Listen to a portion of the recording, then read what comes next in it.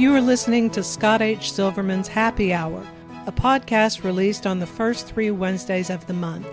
Family crisis, relationship crisis, addiction crisis, no two crisis situations are the same. They vary by family, individual, and relationship. They can encompass complex family dynamics, emotional distress, anger issues, and entitlements, and often involve substance abuse. This podcast addresses these issues and others surrounding the addiction epidemic currently plaguing this country and the world. There is hope and help. Are you stuck, scared, or unsure of what to do next? If a situation with a loved one, spouse, or even a child has started to spiral, possibly becoming dangerous or threatening, it's time to seek help. My name is Scott H. Silverman. I help families navigate crisis situations. I'm the person you turn to in order to get you and your loved ones unstuck.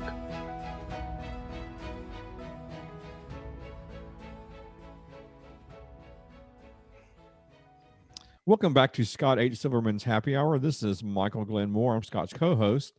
Scott, we've had some weird weather here. Last week, we had a huge snow and ice storm in Louisiana, and it got down to 3 degrees. Today, it's 75. I can't believe it. It's weird. I don't think San Diego gets that kind of a weather, does it?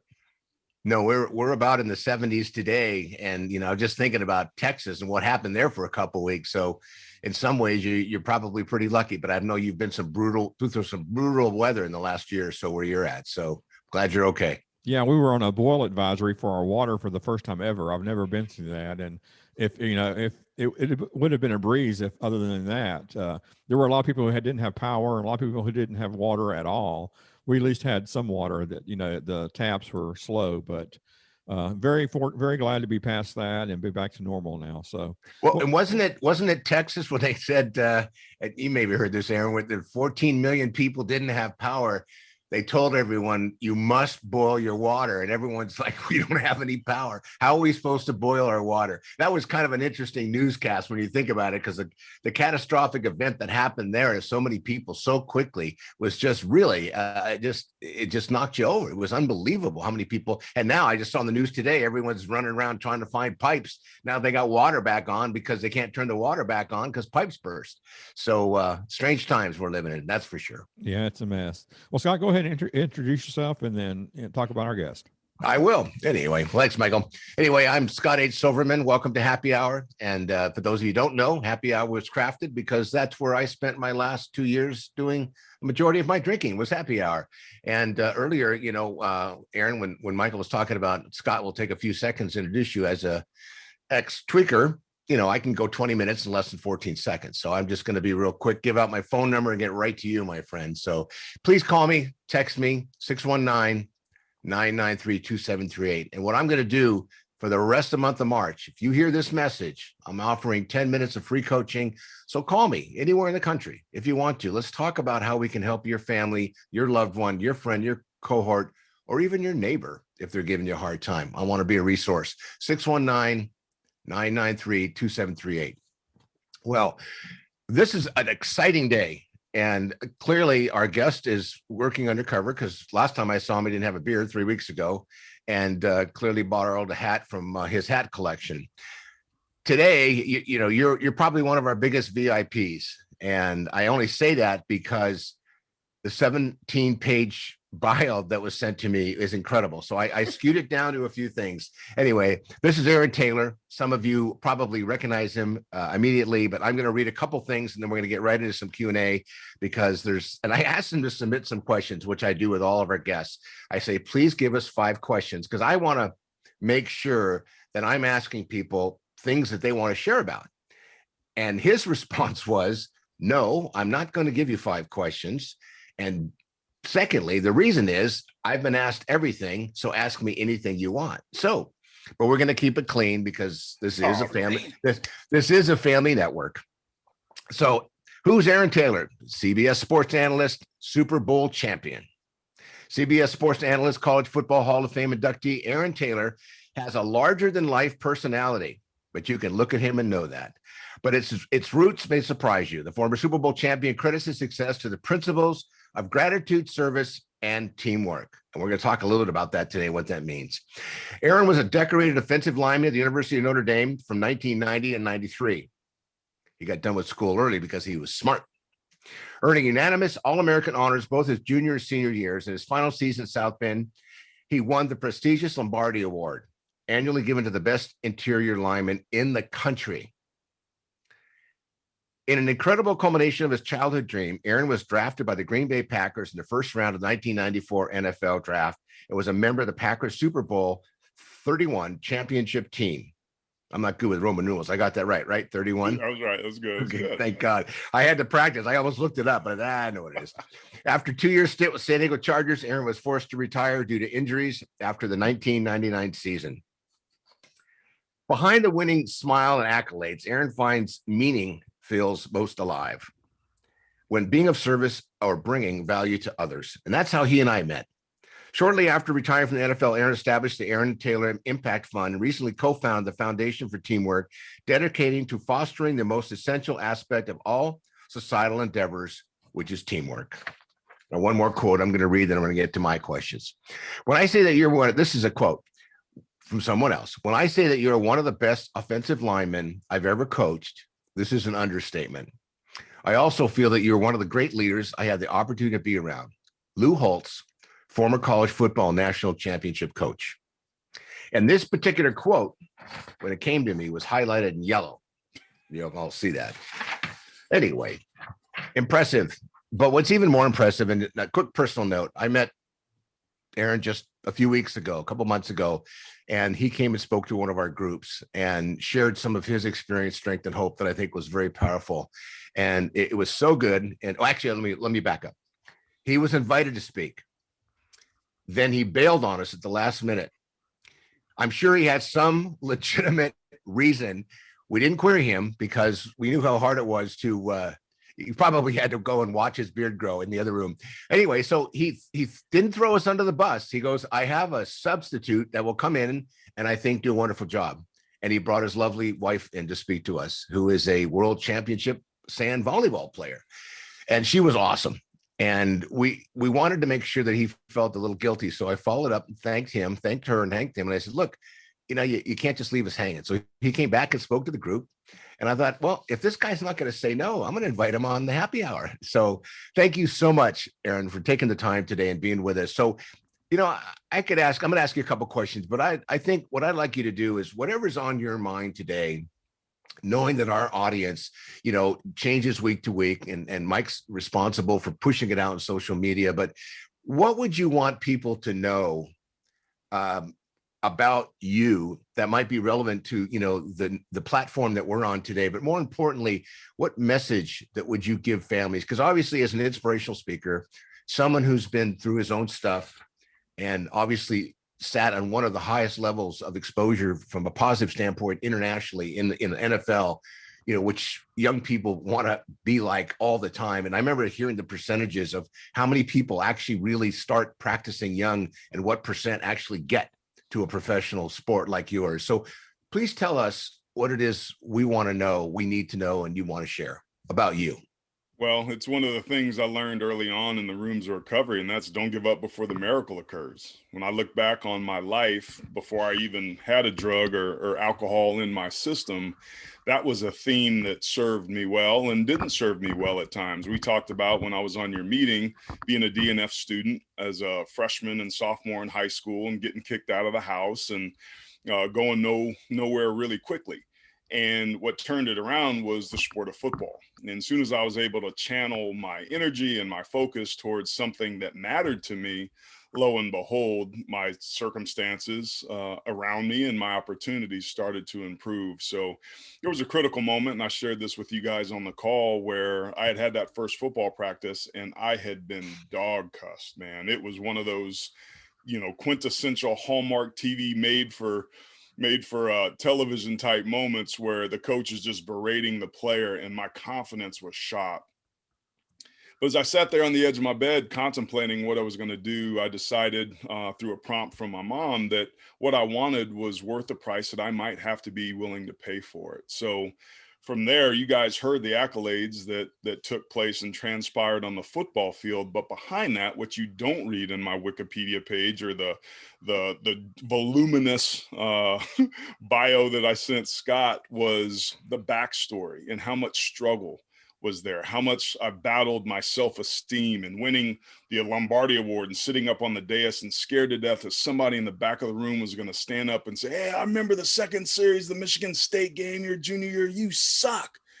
Because that was the voice in my head. So I started treating that voice with self-medication of drinking. And, you know, you play hard, you work hard, you win hard. Everything I did was at one speed. There was no medium for me and many of the guys that I played with throughout my career. So that worked until it didn't. And that's what kind of originally brought me into the rooms almost 2 decades ago. But that, even with the accolades and the accomplishments, at the core of my being is still a belief that I battle to this day in this very interview of not being enough, of somehow lacking. Now, it's way better now than it's ever been, but I had to get honest with myself. And that process of not giving up on me, whether it was football or whether it was with my recovery, not giving up before the miracle occurs has been a fundamental theme to my success story.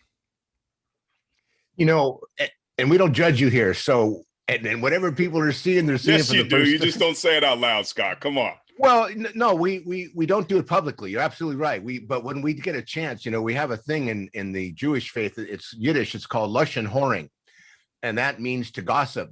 You know, with a lot of enthusiasm behind someone's back. And at least I'm honest about that. I love it. You know, it's funny. It's funny about self-esteem. You know, and I hear from families all the time. You know, my son, you know, or my daughter, they're really an overachiever. They get good grades. They're good in sports. Mm-hmm. You know, it's fascinating. You know, this disease does not discriminate. No, it doesn't. Just doesn't discriminate. So thank you very much, by the way, for being public about that, because and you came out of the gate with that. And I think that's important for people to understand that it doesn't really matter where you come from and what you do. And when your head hits the pillow at night, you know, I don't know, have you ever heard the term catastrophic thinking? Oh, yeah, buddy. Yeah. Oh, yeah. You know, I'm one of those people, like, you know, somebody walks in rooms, hey, you know, it could be 300 people in the room and I could be sitting in the back with my headphones on. But if I hear that, I think they're talking about me. I just assumed they're talking about me. And that's, you know, something that I think part of how my brain is wired, you know, with, you know, I think I have pretty good self-esteem, but you know what? If someone starts to bust my chops or criticize me, or I hear them saying something like, you know, if he's going to be on air like this, he really should get a hairpiece, or he should grow his hair out, or, you know, he was 20. I got some pictures came through on Facebook, you know, some of your memories. And my wife says, oh my God, you were a lot thinner last year. And I'm thinking, what a loving way to say, if you're in Little Italy, can you pick up a Felipe's pizza, please? So that was, you know, that was reassuring. Michael's asking how my weekend's going, you know, and they're trying to get their second shots all over town today. And so I got depressed with that. But, you know, if I can process it today and I can feel the feelings today, I'm in a much better place. So tell me, what did it used to be like and what's it like now with, because not obviously, you know, and I don't want to fluff you up here, but look, you had a rare experience going through what you went through. And when people hear that and then they think about, you know, where they're at in life, tell people, what was it like? And what is it like now when you think about where you were? And you've been out of the formal playing competitively since '99. Did I read that correctly? Yep. Okay, but you're still involved with the game at a different level, at a network level, maybe. But so you still have those levels of connectivity, you know. And a lot of people, when they unfortunately crash and burn, they don't get back. And you obviously not only got back, you took it to another level, and you're still here talking about it. And from everything I've seen, you're helping others in a way that, you know, you can open doors and work off a platform that a lot of people just can't. And the biggest thing that I struggle with is the anonymity, you know, that we have in recovery, and sometimes keeping everything a secret doesn't help. It just doesn't help. So, you know, tell us, what was it like then and what is it like now for you? Well, it's interesting, right? The 11th tradition, and making sure that, you know, at the level of press and radio, that we don't associate ourselves with our popular program of recovery. I heard you use the word secret. I used to feel that way, and we're only as sick as our secret. So I had to find a new way to kind of reframe that for myself. So I've taken the word secret and applied the phrase sacred to it. So I think about what it is we do, what you and I are doing right now is a sacred way to connect and be vulnerable and to relate to one another. I mean, if I've learned anything in the rooms of recovery, just being a person and a dad and part of a family, it's the power of the shared experience. And that shared experience is transformative. And that's what's happened to me. When I walked into the rooms, I saw a bunch of people laughing. I saw a bunch of people having a good time. And then I heard their stories and there was a disconnect. It was like, wait, you did what? And now you're doing this? They literally were one version of a miracle after another, after another, after another. And I'd like to think, humbly on a very small scale, I became one of those, because when I look back to answer your question about where I started from, man, I was a biracial kid that grew up in a divorced household that moved every 2 years. So I was always a new kid in school, and I wasn't black enough. I wasn't white enough. I was too black. I was too white. And I always felt apart from. I never really felt a part of, even as a little kid, being, for the most part, an only child, is like, I didn't feel like I fit in anywhere. So when I finally got to the age where, we moved and I was in middle school, the lowest common denominator hanging out with the cool kids was just getting high or drunk. So that's what I started doing. And when I look back on my experience, it wasn't about how it made me feel. It was how the drugs and alcohol prevented me from feeling. I was looking for relief without even knowing it from my own experience, from being uncomfortable in my own skin, living life on life's terms, as we've learned to say. And that's still a challenge, but with the tools that I've learned and with the support and the team that I'm on now out, side of the field or the arenas, I'm doing pretty good. And I'm employable and I'm marryable and I'm a decent father that shows up and I'm responsible and I've got integrity. And when I don't, and I make mistakes, I take accountability for that. The program of recovery really for me has been a roadmap to being successful in living, and how to get out of my own way, how to be humble, how to be accountable, how to be honest, how to be courageous. These are these kind of novel, virtuous terms, but at the end of the day, you either do the deal or you don't. And those that do the deal get the promises, and those that don't. And we've seen it enough. I've lost 8 people to suicide since I joined this program, guys that I played with, a very famous linebacker here in San Diego. I walked into his very first meeting, which was my home group. And I don't know why I got it and he didn't. There was no question about Junebug's toughness and what he could do, and his level of courage and finishing a game with a broken arm. But at the end of the day, he couldn't deal with life's on life's terms. And I knew some of his backstory, and a lot of that's been made public, but he wasn't able to do the deal. And it was either unwilling or unable. I don't know, because I was in the same locker room with him. I played against him on different teams. I played with him on the same team. And there was nothing that was not tough about Junior Seau. But at the end of the day, he was ill-equipped to be able to deal with his life on life's terms. And that's what I think we all struggle with, the human condition. So for me, it was feeling apart from and being an outsider and always striving to find ways to compensate or to make up for. And thank God football came along, because that allowed me to hide, behind that notoriety in the limelight. And, I wasn't, a big dude with the ladies, especially when I was younger. I don't know. It's probably hard for you guys to believe that with all this I got rocking right now. But when I got to the NFL and started being successful, and even before that in college, football became a means to an end for me.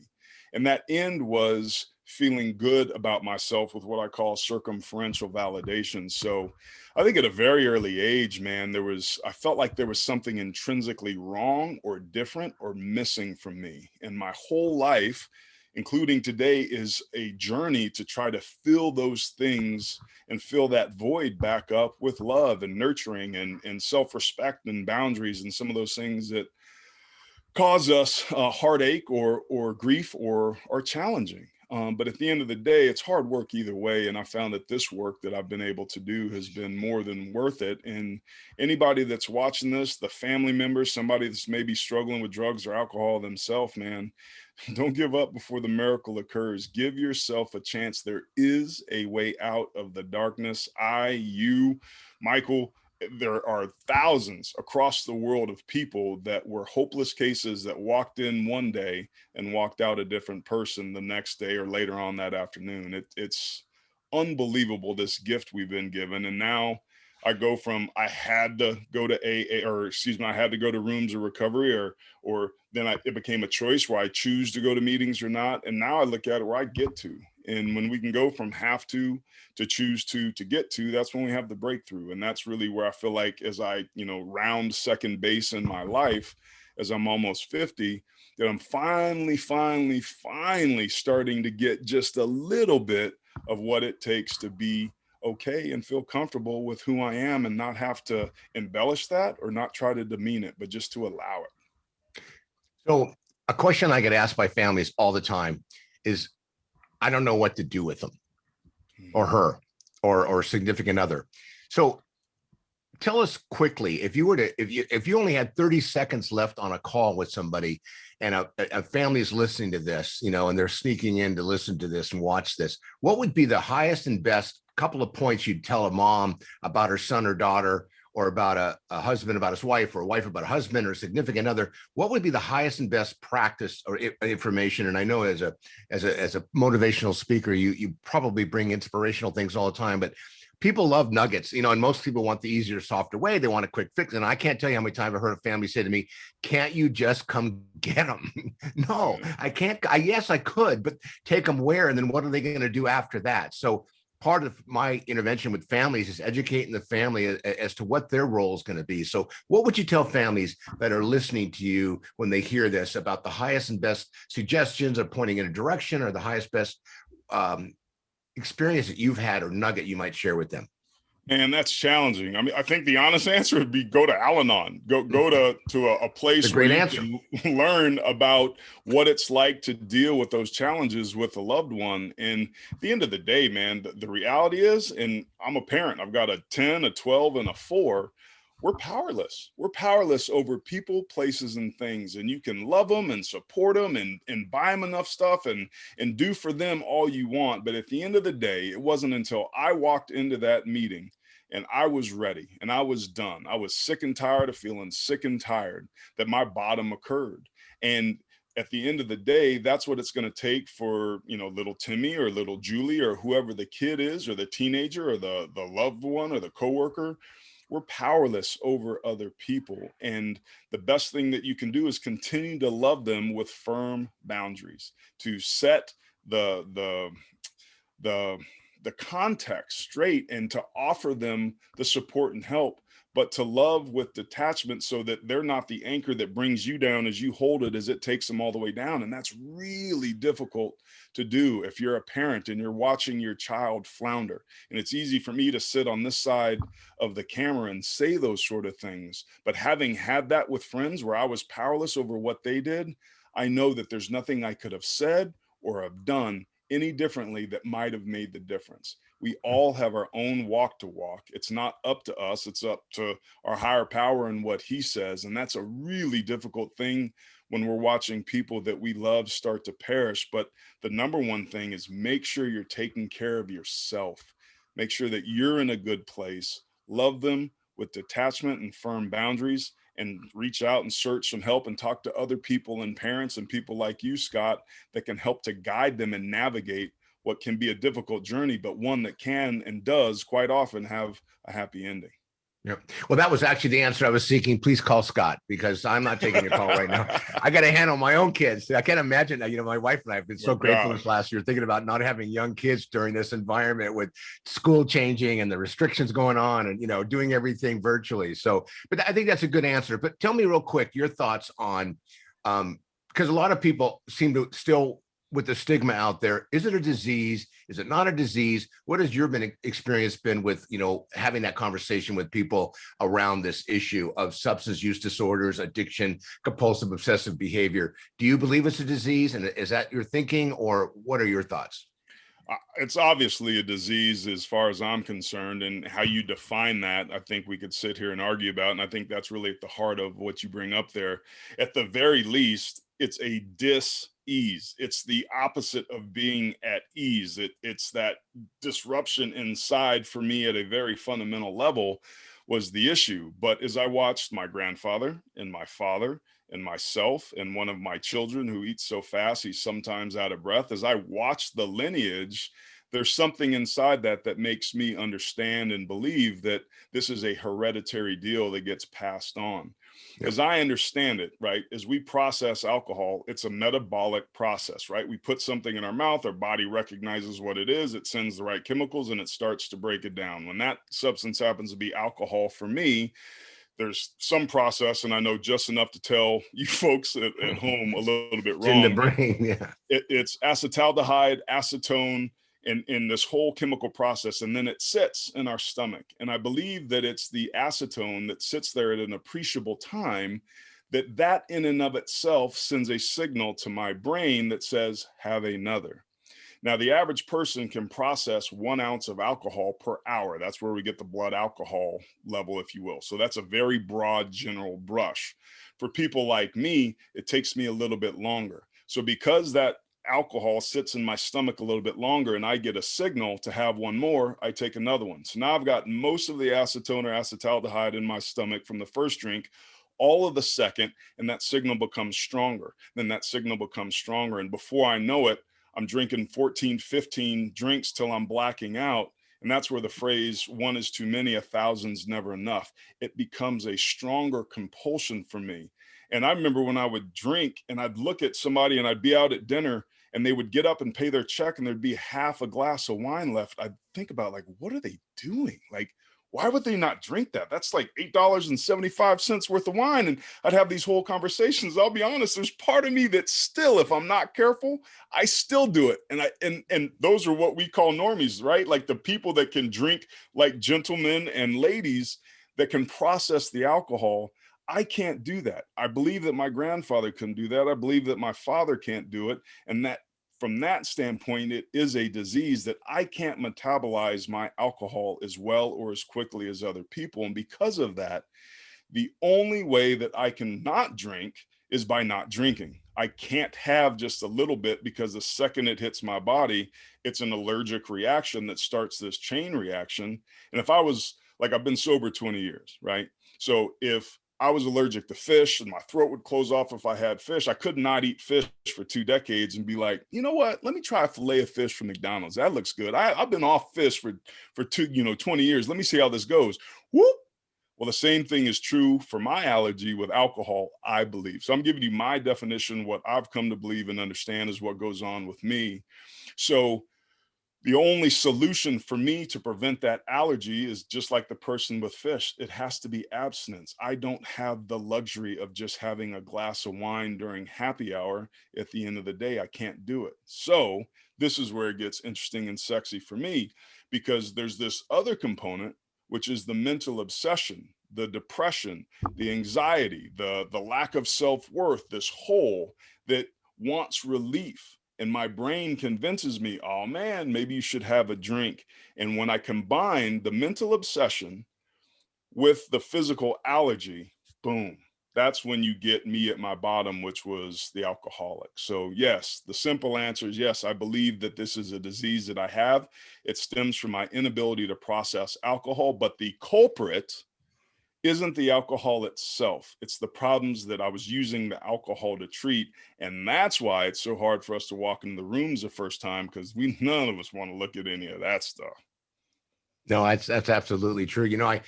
I heard this week in a meeting that we're talking about willpower, because you hear all the time. By the way, when you mentioned, oh yeah, I used to have 14, 15 drinks, you kind of said that in passing, like that's a standard operational procedure, and I never drank like that in front of others. I'd always have 12 before I got there and then have 8 while I'm there, so I wouldn't look like I'm drinking obsessively. I didn't want to be judged at a happy hour, but it didn't really matter until the second hour of happy hour. So I heard this guy share the other day. I thought it was just great, because people talk about, if you don't pick up a drink, you won't have a drinking problem. If you don't have, if you don't put cocaine on the table with a straw, you won't have a cocaine problem. And he was talking about willpower. And I've never heard this story. It was an old guy missing a couple front teeth from back east, kind of zoomed into our home group. And he said something I thought was just awesome. He says, when it comes to willpower, everyone thinks they've got the ability to, really take care and control in their life. He goes, next time you have diarrhea, try using willpower to stop it. Have you ever heard that? I had never heard it. I thought it was just so funny. It just took me out there. So we have a couple minutes left. So question for you.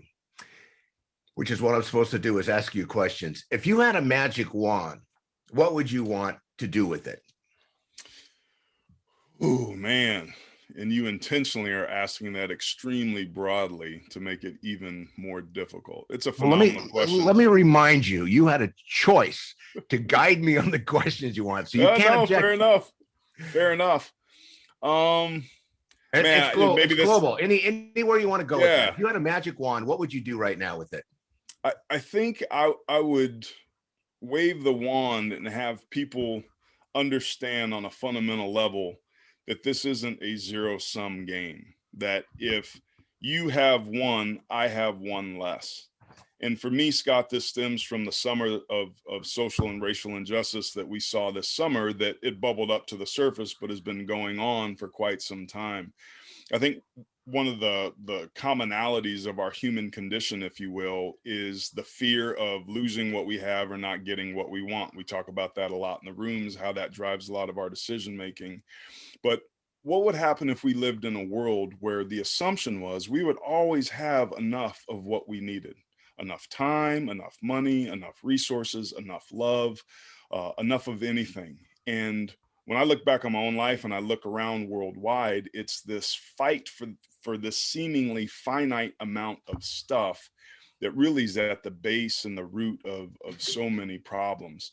And I try to live my life that way. We talked about service and gratitude and doing those things. You got to give it away to keep it, right? I call it the spiritual fruitcake. I freely give and I seem to freely receive, and I don't know how it works. I just watch it, and sometimes it's fun and I can play with it a little bit. But I think fundamentally, if we all understood that everything that we need, that there's enough for all of us in every moment, in the right amount, in the right way, at the right time, that if we were able to have faith and a belief in that possibility, how might that change the world? How might that change the way that we talk with our neighbors and the way that we parent our children and the way that we look at other nations and people that are different from us that we may not understand? And I think at the end of the day, that lowest common denominator of our humanity is rooted in this ability to understand that we have everything we need. We just live in the illusion that we don't. Aaron Taylor, awesome. I'm going to turn it over to Mike, because he's usually asks the question I can't think of. He's the brains in the outfit. Michael, any thoughts, any questions? Well, I just wanted to ask if, since now you're a commentator, went on CBS, Yep. A sports commentator, which did you like better, playing football or talking about it now? Oh man, well, I ice my knees and my shoulders a hell of a lot less now coming out of the booth. As I've explained to people, when I played, football was my baby. It was 24/7. Everything I did, I woke up, was thinking about what I was going to do, and nothing was ever further than 3 months out. The next practice, the next lifting, the next mini camp, those sort of things. So it was a full-time, 24-hour, 7-day-a-week, 365-day-a-year job. As an analyst, I'm the grandparent. I get the best that the game has to offer on the weekend. The rest of the week, I give that crap back to somebody else and let it be their problem. So they're both similar animals, but at the end of the day, there's nothing like playing, but it's quite a bit easier and quite a bit more enjoyable now on this end of the camera than it was when it was pointed at me. I was just wondering if you missed the crowd. I still get that a little bit. I mean, we call SEC games, and when you have 100,000 people that are rocking and rolling, man, there's nothing like that rush. When I'm getting counted down in my ear, 3, 2, 1, and that red light comes on, and I know there's millions of people on the other side of that camera, I get that same rush. My wife now, who's, starting to have a pretty incredible speaking career in her own right, is feeling that rush. Those are the things we miss. But I'll say this, fellas, like, the best thing about football is the people. It's a people game. None of us really miss Sundays. We miss Wednesdays and Tuesdays, which were payday and our off day. And we miss Thursdays and the bus rides and the plane rides and, complaining about your coach as you drive to the bar to go get a beer after practice or whatever. It's those moments, that camaraderie, that community, that I think all of us, when the game ends, we miss the most. Cool. Okay. So why don't you go ahead and see us out with a quote, and I just want to thank you for taking the time on this Saturday to talk with us. It's been a great interview, but go ahead and give us your quote and we'll end the show. Well, first of all, guys, I just want to say thank you for giving me an opportunity to be here and to talk about things that matter. And I know there's families out there that are feeling hopeless. I know there's people out there that are putting things in their body and wanting some relief from the pain that they feel, that they don't feel that there's any hope. But there is hope. There is a way out. And the quote that I'll leave you with is this: the gold in our lives, the things that matter, where all the rewards and riches are, lie just beyond where we're afraid or unwilling to go. Step into that fear and watch it all melt away and have your dreams come true.